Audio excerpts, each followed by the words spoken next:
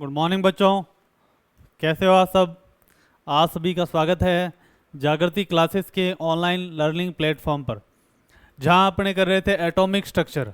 और उसमें जो अपना नेक्स्ट पॉइंट है वो है हाइजेनबर्ग अनिश्चितता का सिद्धांत। लास्ट अपने किया था दी ब्रोंगली सिद्धांत, ठीक है।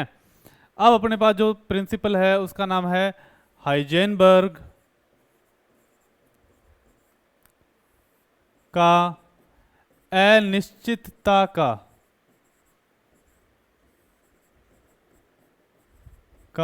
सिद्धांत। ये सिद्धांत क्या कहता है? ये सिद्धांत कहता है कि इलेक्ट्रॉन इतना छोटा कण होता है कि इसके संवेग तथा स्थिति को एक साथ ज्ञात करना संभव नहीं होता, क्योंकि बहुत ही लाइट पार्टिकल है। जब संवेग करने जाएंगे तो स्थिति बदल जाएगी, जब स्थिति को ज्ञात करने जाएंगे तो क्या होगा? संवेग बदल जाएगा। क्लियर है? तो इसमें लिखते हैं कि इस सिद्धांत के अनुसार इलेक्ट्रॉन जैसे छोटे कण की स्थिति तथा संवेग को एक साथ यथार्थता के साथ ज्ञात करना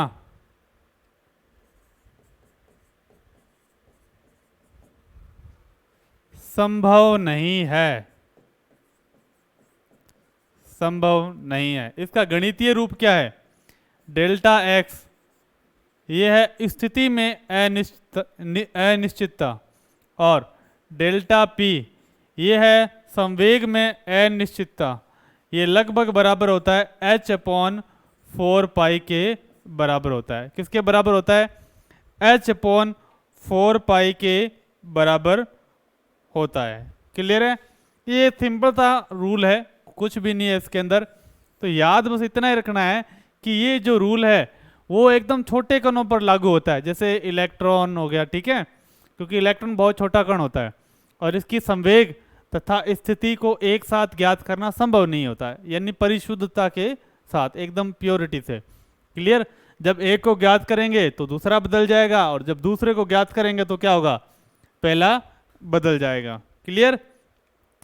अब इसके बाद में जो नेक्स्ट प्रिंसिपल आता है वो अपने बात करते हैं श्रोडिंगर वेव इक्वेशन, श्रोडिंगर तरंग समीकरण। ठीक है बच्चों, अब श्रोडिंगर तरंग समीकरण का क्या है कि ये है अपने पास क्वांटम मैकेनिकल मॉडल में।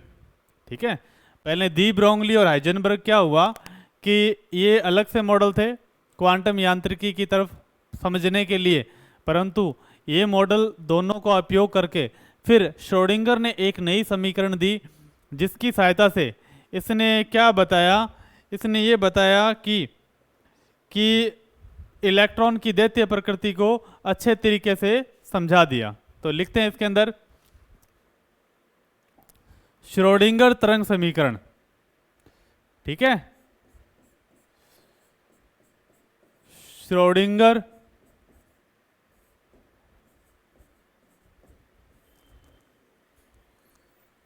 तरंग समीकरण, श्रोडिंगर तरंग समीकरण इंपॉर्टेंट है।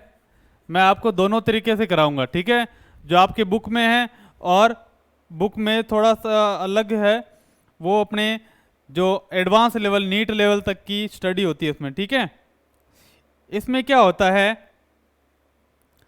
कि श्रोडिंगर ने माना कि जो इलेक्ट्रॉन होता है वो एक तरंग की तरह है। श्रोडिंगर के अनुसार उसने इलेक्ट्रॉन को एक तरंग के रूप में दर्शाया, तरंग के रूप में दर्शाया था। और इसने कहा कि इलेक्ट्रॉन नाभिक के चारों ओर पाए जाने की संभावना सर्वाधिक होती है। ठीक है, और वो भी किसके द्वारा बताया इसने? श्रोडिंगर तरंग समीकरण के द्वारा। दूसरा पॉइंट इसमें लिख देंगे, श्रोडिंगर तरंग समीकरण की सहायता से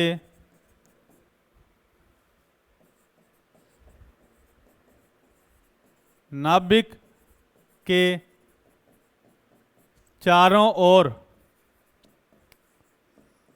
इलेक्ट्रॉन पाए जाने प्रायिकता पता चलता है। तो अपने पास तीन दिशाएं होती है, तीन अक्ष होते हैं एक्स वाई जेड। तो उसमें del square psi by del X square, X X में del square psi del Z Y square plus del square psi plus del Z square plus 8 pi square M by H square E minus V psi is equal to 0। ये होती है पूरी Schrodinger समीकरण। ठीक है, इस समीकरण की सहायता से क्या होता है कि अपने बता सकते हैं कि इलेक्ट्रॉन पाए जाने की, नाभिक के चारों ओर इलेक्ट्रॉन पाए जाने की प्रायिकता क्या है। क्लियर है बच्चों? जहां पर अपने पास एक्स वाई जेड क्या है, एक्स वाई जेड क्या है, अपने पास तीनों अक्ष है। पहले इसको क्या लिखा जाता था, ये जो अपने पास है ना अक्ष, ये अपने पास इनको अपने डेल स्क्वायर से लिखते थे, डेल स्क्वायर साई। ठीक है, plus 8 pi square M by H square. ठीक है, और E minus V psi is equal to 0। E अपने पास total energy, del square psi अपने पास क्या होता है, ये है अपने पास हैमिल्टोनियन ऑपरेटर, हैमिल्टोनियन ऑपरेटर। ठीक है, ये हायर केमिस्ट्री में होता है, आपको कुछ याद नहीं रखना, आपको ऊपर वाली समीकरण याद रखनी है। क्लियर? हैमिल्टोनियन ऑपरेटर याद रखना है, कोई ज़्यादा माथापच्ची नहीं करनी है इसके अंदर। ठीक है बच्चों? ठीक है, अब जो अपने बुक में दी हुई है, बुक में कौन सी दी है, वो है अपने पास जो शॉर्ट फॉर्म है एच कैप साई ई कैप साई। ये भी क्या है अपने पास, श्रोडिंगर वेव इक्वेशन है। इसे भी आप याद कर सकते हो। इसे समीकरण 2 नाम दे देते हैं अपने, इसे समीकरण 1 नाम दे देते हैं। ये बड़ा रूप है, जब आप नीट वगैरह की तैयारी करोगे तब आपको इसके बारे में पढ़ाया जाता है। ठीक है, तो सिंपल सी बात बता देता हूँ कि श्रोडिंगर तरंग समीकरण बनाने में किसका उपयोग लिया गया था, डी ब्रोंगली इक्वेशन और हाइजेनबर्ग अनिश्चितता का सिद्धांत। क्योंकि ये दोनों मिलकर ढंग से नहीं बता पाते, तब जाके इसकी जरूरत पड़ी। ये बताता है, इस समीकरण की सहायता से हमें यह पता चलता है कि नाभिक के चारों ओर इलेक्ट्रॉन पाए जाने की संभावना कितनी है, कम है या ज़्यादा है। क्लियर है? यहाँ पर जो अपने पास, ठीक है, ये समीकरण है शॉर्ट वाली आपके जो बुक में है, एनसीईआरटी के बुक में। यहाँ पर H होता है हैमिल्टोनियन ऑपरेटर। H क्या है? Hamiltonian operator. ठीक है, और E क्या है अपने पास, टोटल एनर्जी। और साई क्या होता है अपने पास, तरंग फलन। साई क्या होता है बच्चों, तरंग फलन होता है। क्लियर? तो ये सिंपल सी है श्रोडिंगर इक्वेशन, इसमें अपने को ज़्यादा माथापच्ची नहीं करनी है। क्लियर है? अब बात करते हैं साई व साई स्क्वायर की भौतिक सार्थकता। किसकी? साई व साई स्क्वायर की भौतिक सार्थकता। नेक्स्ट टॉपिक है अपने पास, वो है साई व साई स्क्वायर की भौतिक सार्थकता। अब ये जो आया है ये किससे आया है? ये श्रोडिंगर समीकरण से आया है। श्रोडिंगर समीकरण में अपने क्या यूज लेते हैं? साई यूज लेते हैं। साई कौन सा होता है? देखो साई बता देता हूं मैं आपको। ये है अपने पास एक तरंग है, जब इलेक्ट्रॉन तरंग की तरह व्यवहार करता है ना, तो ये जो आयाम होता है इसे बोलते हैं साई। ठीक है, अंग्रेजी में बोलते हैं PSI, साई बोलते हैं। कई जाई भी प्रोनाउंस आउट, ठीक है, उच्चारण करते हैं, प्रोनाउंसिएशन करते हैं। क्लियर? तो याद रखना जो आयाम होता है, आयाम, ठीक है, आयाम फलन, तरंग फलन इसे बोलते हैं। क्या बोलते हैं? तरंग फलन, या क्या बोला जाता है इसे? आयाम फलन। वो होता है अपने पास साई। अब साई है क्या? साई व साई स्क्वायर की भौतिक सार्थकता के बारे में बात करते हैं। क्लियर? तो अब ये क्या है? इलेक्ट्रॉन का आयाम होता है। क्लियर? तो पहला पॉइंट अपने लिखते हैं, साई इलेक्ट्रॉन के आयाम को प्रदर्शित करता है। किसके आयाम को प्रदर्शित करता है? इलेक्ट्रॉन के आयाम को प्रदर्शित करता है। इसे तरंग फलन भी कहते हैं। तरंग फलन भी कहा जाता है। क्या कहा जाता है बच्चों? तरंग फलन भी कहा जाता है। सिंपल है। अब देखना बात है कि साई स्क्वायर क्या होता है? साई स्क्वायर क्या होता है? साई स्क्वायर क्या होता है कि ये बताता है कि एक बिंदु ले लेते हैं अपने, और उस बिंदु पर इलेक्ट्रॉन पाए जाने की संभावना कितनी है। क्लियर? तो साई स्क्वायर किसी बिंदु पर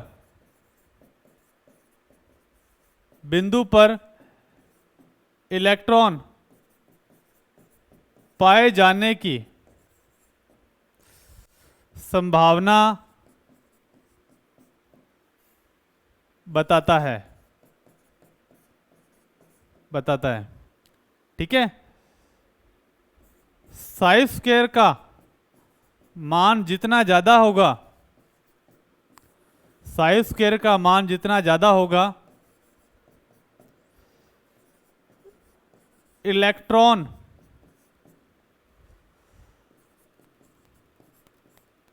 पाए जाने की संभावना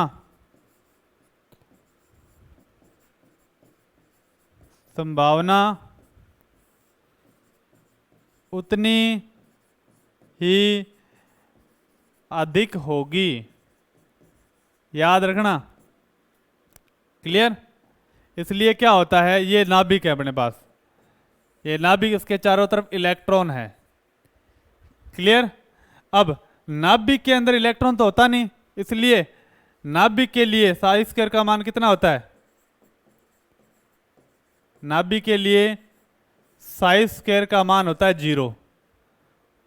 इसलिए नाभिक में इलेक्ट्रॉन नहीं पाए जाते। साई स्क्वायर बराबर 0, इसलिए नाभिक में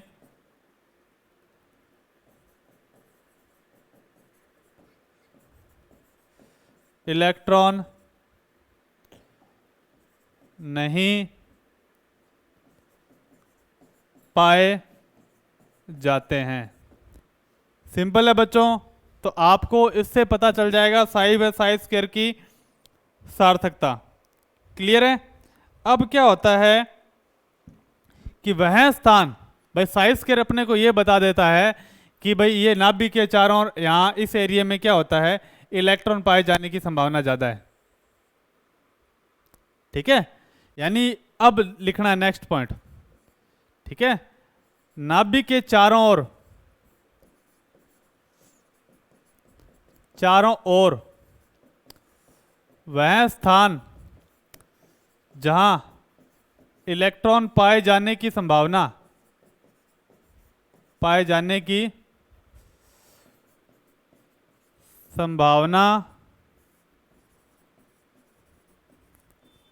अधिकतम होती है, उसे परमाणु कक्षक कहते हैं। पता चल गए, लगभग 99% से भी ज़्यादा। तो अपने कह दें कि परमाणु कक्षक वह स्थान है नाभिक के चारों ओर जहाँ पर साई स्क्वायर का मान अधिकतम होता है, ये भी कह सकते हैं, उसे परमाणु कक्षक कहते हैं। और समझ गए बात। तो परमाणु कक्षक क्या है?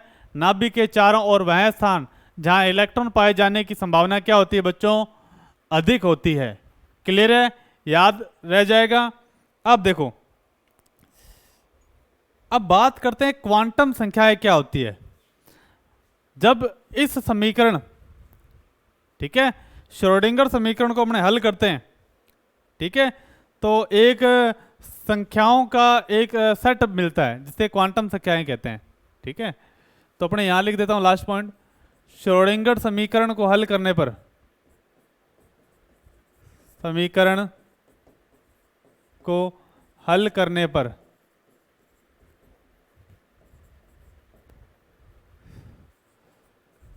संख्याओं का एक सेट मिलता है जिसे क्या बोलेंगे अपने? जिसे क्वांटम संख्याएं कहते हैं। संख्याएं बहुत आसान है, कोई दिक्कत नहीं। अब देखें, अपने करते हैं इसको फटाफट से रिवाइज। तो साई वे साई स्क्वायर क्या होता है? साई होता है तरंग फलन, जिसे आयाम फलन भी कहते हैं। ठीक है, और साई स्क्वायर क्या होता है कि साई स्क्वायर क्या होता है? किसी बिंदु पर इलेक्ट्रॉन पाए जाने की संभावना बताता है। साई स्क्वायर का मान जितना ज़्यादा होगा, इलेक्ट्रॉन पाए जाने की संभावना उतनी ही ज़्यादा होती है। और नाभिक के चारों ओर वह स्थान जहाँ पर इलेक्ट्रॉन पाए जाने की प्रायिकता सबसे ज़्यादा होती है, उसे क्या बोलते हैं? कक्षक। या अपने कहें कि जहाँ पर साई स्क्वायर का मान क्या हो, अपने पास अधिकतम आए, उसे क्या बोला जाता है? कक्षक बोला जाता है। अब अपने पढ़ लेते हैं, कक्षक की बात ही आ गई है तो अपने कक्षक पढ़ लेते हैं। ठीक है,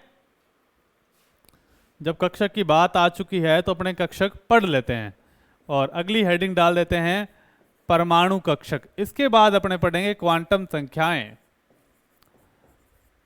कक्षक। ठीक है, अब कई बच्चे कक्षक और कक्षा में कंफ्यूज रहते हैं। देखो, कक्षक और कक्षा क्या है? कक्षा वो स्थान है जहां पर इलेक्ट्रॉन चक्कर लगाते रहता है। नाभिक के चारों ओर का स्थान जहां इलेक्ट्रॉन चक्कर लगाता रहता है, उसे क्या बोलते हैं? कक्षा बोलते हैं। ठीक है, पहली कक्षा, दूसरी कक्षा।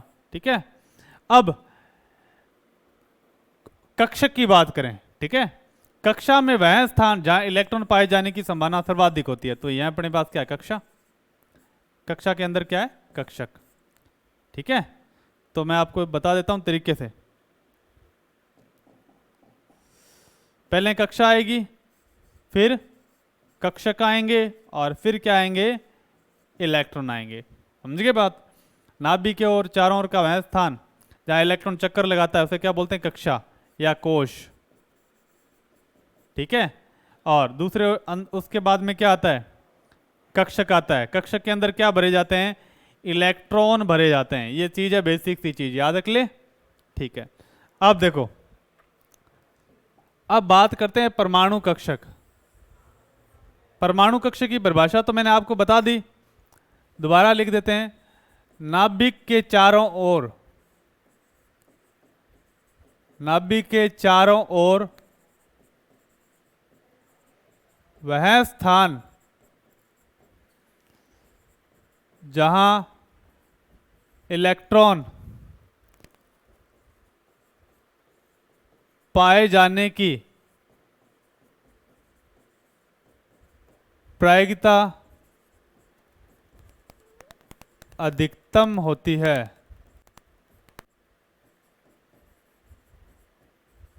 क्या कहलाता है? कक्षक कहलाता है।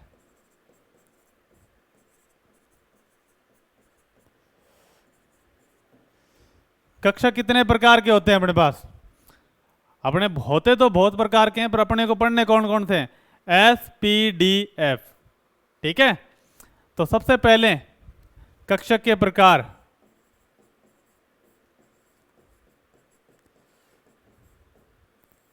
सबसे पहले अपने पढ़ते हैं एस कक्षक। एस का मतलब होता है शार्प। सबसे पहले अपने पढ़ते हैं एस कक्षक। क्लियर बच्चों? ऑर्बिटल के बारे में बहुत ही अच्छे तरीके से पढ़ेंगे अपने पास, ठीक है? तो कक्षक की परिभाषा क्या लिखी मैंने? नाभि के चारों ओर वह स्थान है। स्थान समझ गए ना? स्थान की बात हो रही है, यहां पर आकृति नहीं होती। तो मैं पहले बता देता हूं कि नाभि के चारों ओर क्या होता है। ये नाभि के अपने पास, और इसके चारों ओर स्थान, ये इस स्थान में, यानी ये अपने पास एरिया है, यहाँ पर डैश डैश करके बना रहा हूँ। ये एरिया में क्या कर दिया मैंने? डॉट कर दिया। और इस एरिया में क्या है? इलेक्ट्रॉन पाए जाने की संभावना अधिक होती है। क्लियर? ये तो एक एस ऑर्बिटल का डायग्राम है, रफली डायग्राम, ठीक है? डॉट से शो किया है। तो एस कक्षक जब इसके कोणों को मिलाते हैं तो क्या बनता है? एक गोल आकृति बन जाती है, ठीक है? तो अपने बोल देते हैं एस कक्षक की आकृति गोलाकार होती है। गोलाकार होती है। क्या होती है एस कक्षक की आकृति बच्चों? गोलाकार होती है, ठीक है? अब क्या होता है कि दूसरा पॉइंट ये बना देता हूं मैं, इसको हटा के। एस कक्षक की आकृति, ये एस कक्षक तीन है अपने पास, एक्स वाई जेड। ये अपने पास एस कक्षक है, एस ऑर्बिटल है, ठीक है? ये होता दिशाहीन होता है। यह कक्षक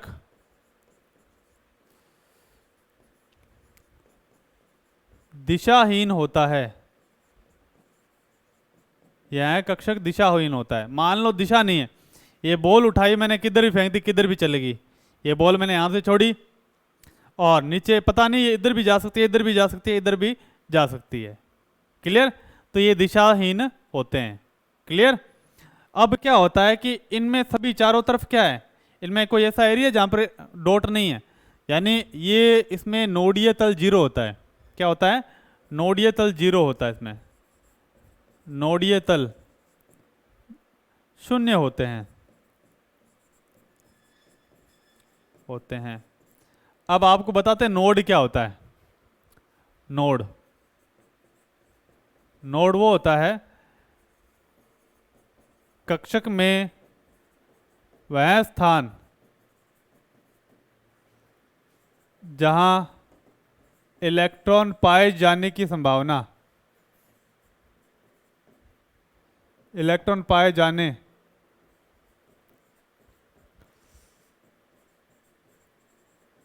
संभावना शून्य होती है। शून्य होती है। क्या कहलाते हैं? नोड। अब एस ऑर्बिटल को ध्यान से देखो। किसको? S orbital. ये एस ऑर्बिटल है, ठीक है? एस कक्षक है। इसको ध्यान से देखो, इसमें कोई नोड है तो गोलाकार में कोई नोड नहीं होता। क्लियर है? और ठीक है, अब जैसे जैसे नाभिक से दूरी बढ़ती है ना, तब इसमें एक आधा नोड आ जाता है, ठीक है? जैसे जैसे नाभिक से दूरी बढ़ती है तो एक नोड आ जाता है। ये अपने पास ये 1s था पहले वाला, और ये 1s है अपने पास, 1s कक्षक। अब उसके बाद 2s आएगा, ठीक है? 2s में क्या होता है? ये अपने पास ये पूरा भरा हुआ है, ठीक है? इसके बाद बीच में क्या हुआ? ये एक नोड आ गया, ये पूरा भरा हुआ है, ठीक है? अपने को पेंसिल से इसको डार्क कर लेना, ठीक है? ये अपने पास ये 2s कक्षक, यानी जैसे 1s से 2s में जाते हैं, बीच में खाली स्थान है, इसे क्या बोलते हैं? अपने नोड बोलते हैं, ठीक है?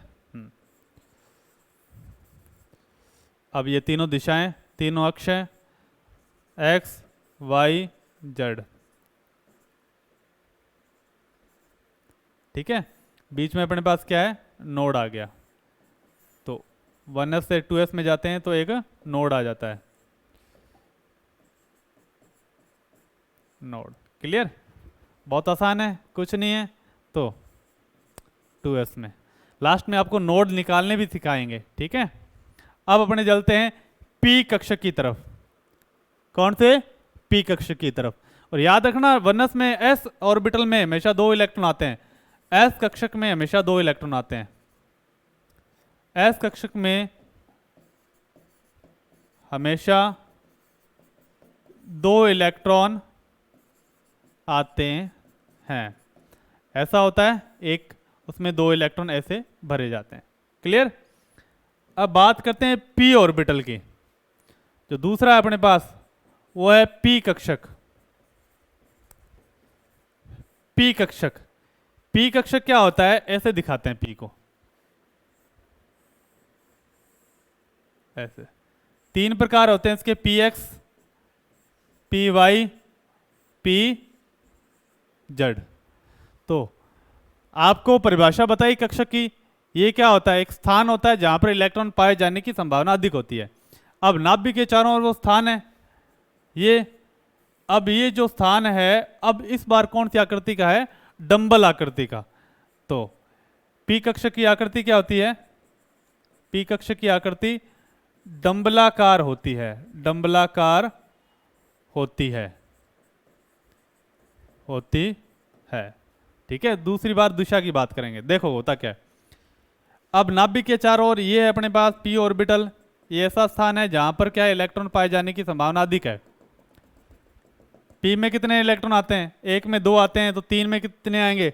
6 इलेक्ट्रॉन आएंगे। क्लियर? 1 में 2 आते हैं तो 3 में कितने इलेक्ट्रॉन आएंगे? 6 इलेक्ट्रॉन आएंगे।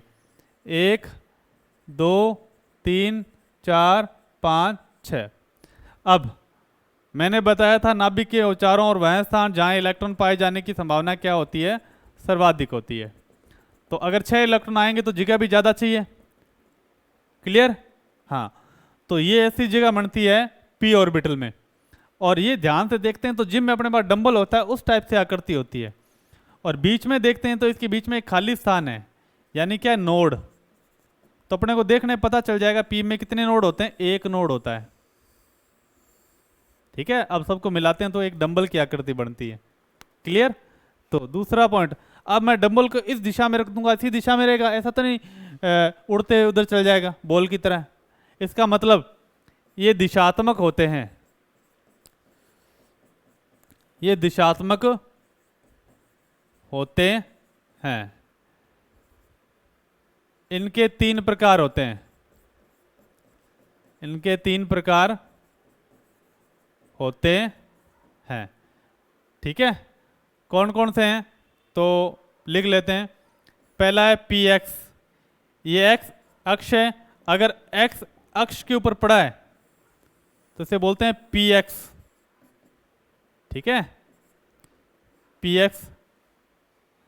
और अगर y अक्ष के ऊपर पड़ा है, y अक्ष ये वाला, x y z,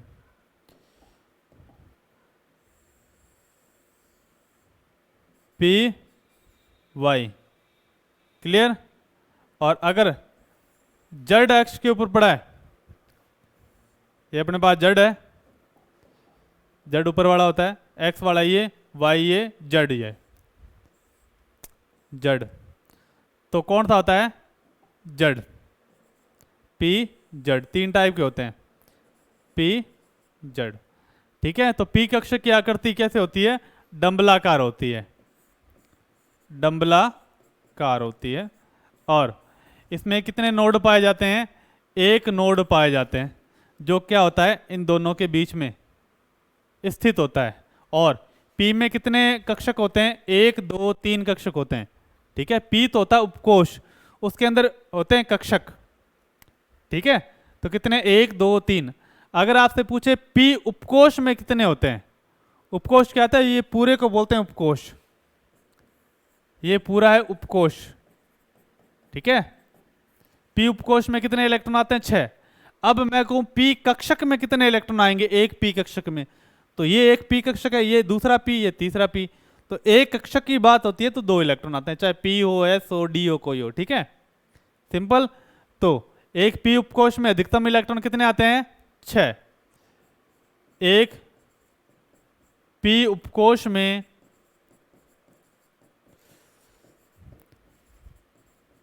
अधिकतम 6 इलेक्ट्रॉन आते हैं, 6 इलेक्ट्रॉन आते हैं, ठीक है।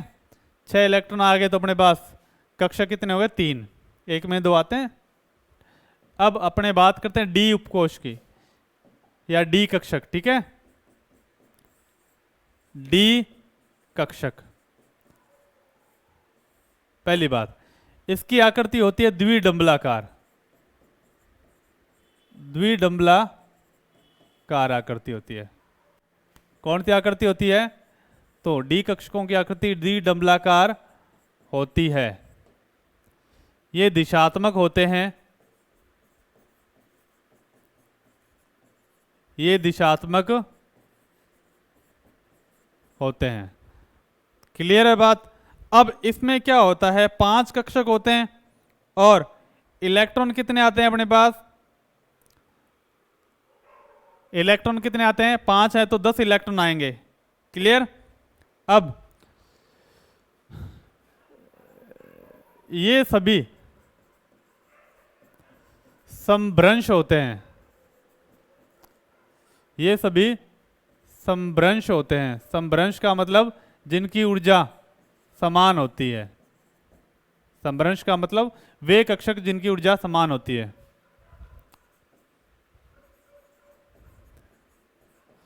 ठीक है। इनके प्रकार डी कक्षक होते हैं 5 प्रकार के। अब देख लेते हैं डी होते हैं 5 प्रकार के। कौन से?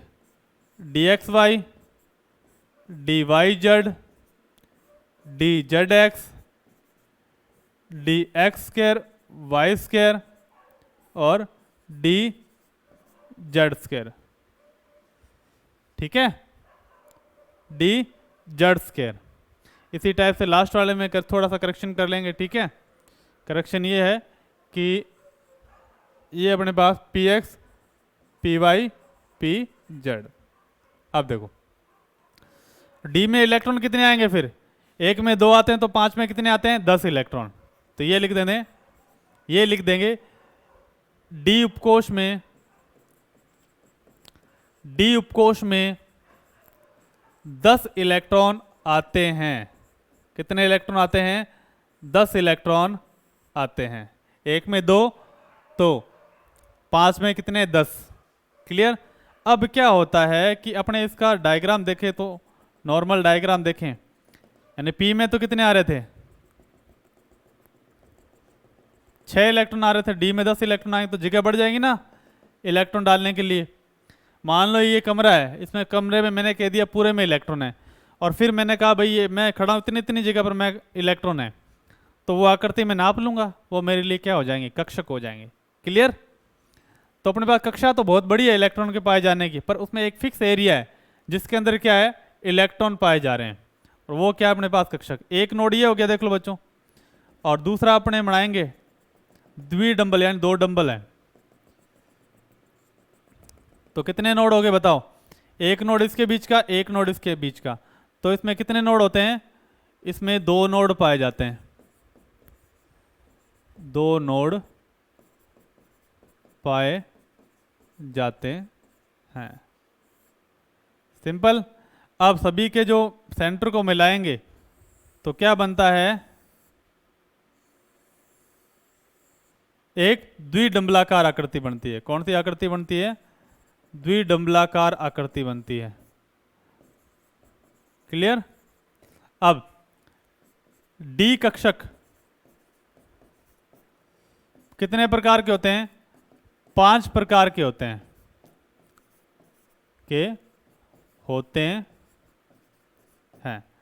ठीक है। पहला, इसको प्रकारों को आगे 2 भागों में बांटा गया। ठीक है, पहला है अपने पास अक्षों के मध्य स्थित डी कक्षक। अक्षों के मध्य स्थित डी कक्षक। अक्ष बना लेंगे 3 अपने पास, ये 3 होते हैं। कितने होते हैं? 3। ये अपने पास x y, ये y z, ये z और x। अगर d कक्ष को x और y अक्ष के बीच में तो उसे बोलते हैं डी एक्स वाई, अक्षों के मध्य है ना, और वाई और जेड के बीच में हो तो उसे बोलते हैं डी वाई जेड, और एक्स और जेड के बीच में हो तो उसे बोलते हैं डी जेड एक्स। सिंपल। तो तीन ये हो गए। जो डी कक्षक अक्षों के मध्य स्थित है उन्हें बोलते हैं अक्षों के मध्य स्थित डी कक्षक। दूसरा अपने पास वो है अक्षों के ऊपर स्थित डी कक्षक। ये अपने पास अक्ष है एक्स और वाई। अगर अक्ष के ऊपर है तो ये हो गया अपने पास D X square Y square, ठीक है। और ये अपने पास जेड अक्ष है। अगर जेड अक्ष के ऊपर है तो इसे क्या बोलेंगे, ये अपने पास जेड पे पड़े हैं सारे तो इसे बोलते हैं डी जेड स्क्वायर। 5 प्रकार के हो गए। इसमें क्या होता है, ये अपने पास है जेड, इस पे पड़ा है एक, और एक अपने पास क्या है, ये पड़ा है, इसके अंदर इसे राउंड शेप में इकट्ठा हो जाता है। जब इसे आगे घुमाते हैं तो ये क्या होता है, आगे ये से घूमता दिखता है डी कक्षक, और आगे से इसकी सिर्फ टिप दिखाई देती है जो अपने पास ये है। क्लियर। तो इस टाइप से अपने पास डी कक्षक कितने प्रकार के होते हैं, 5 प्रकार के। क्लियर। तो नेक्स्ट पढ़ते हैं अपने पास, वो है अपने पास एफ कक्षक। एफ कक्षक, एफ, ठीक है। ये दिशात्मक होते हैं, दिशात्मक गुण रखते हैं,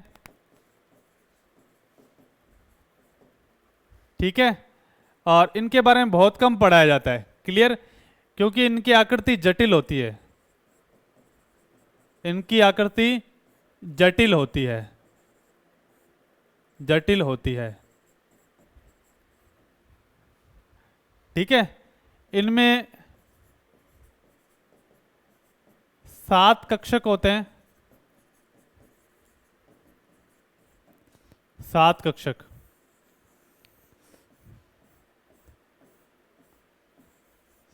एक, दो, तीन, चार, 5, 6, 7, 7 कक्षक होते हैं। और कितने इलेक्ट्रॉन आते हैं, 14 इलेक्ट्रॉन आते हैं। क्लियर है बात। अब ये थे अपने पास ऑर्बिटल। ऑर्बिटल अपने पास S P D F. S में 2 इलेक्ट्रॉन आते हैं क्योंकि एक कक्षक है, पी में 6 इलेक्ट्रॉन आते हैं, 3 कक्षक है, और डी में 10 इलेक्ट्रॉन आते हैं, 5 कक्षक है, एफ में 14 इलेक्ट्रॉन आते हैं तो 7 कक्षक है। जस्ट उसका आधा करना है अपने आप को, ठीक है। अब बात करते हैं नोड क्या होता है, नोड के बारे में पढ़ ही लेते हैं, ठीक है। तो नोड वाला पॉइंट और कर लेते हैं, नोड अलग से करेंगे, ठीक है। नोड वह स्थान जहां इलेक्ट्रॉन पाए जाने की संभावना शून्य होती है।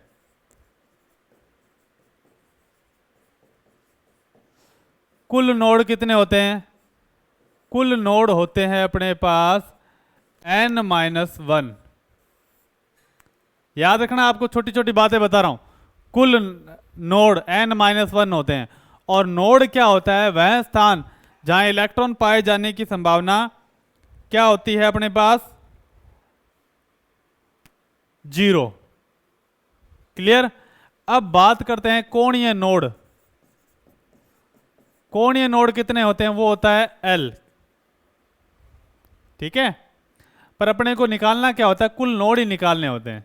और त्रिज्य नोड वो होता है अपने पास n-l-1। ये 3 टाइप के नोड होते हैं, ठीक है। कोणीय नोड, त्रिज्य नोड दोनों को जोड़ देते हैं तो n-1 आ जाता है। क्लियर।